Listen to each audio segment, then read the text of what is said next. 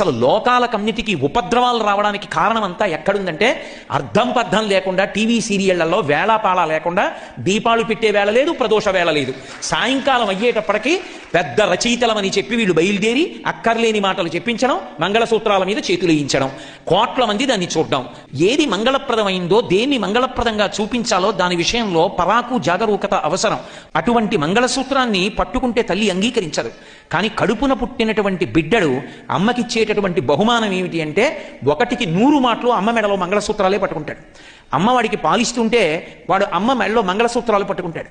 అమ్మ ఎవ్వరినీ అంగీకరించదు. కానీ కడుపున పుట్టిన బిడ్డ కష్టపడి జననం ఇచ్చింది, వాడికి పాలిస్తోంది, వాడు మంగళసూత్రం పట్టుకుని ఆడుతున్నాడు.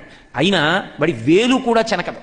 పూల పొట్లం విప్పినట్టు జాగ్రత్తగా వేళ్లు విప్పి ఆ చేతిని ముద్దు పెట్టుకుని మంగళసూత్రాలు వాడికి దొరకకుండా లోపలికి వేసేసుకుంటుంది తప్ప తన మంగళసూత్రం పట్టుకున్నాడని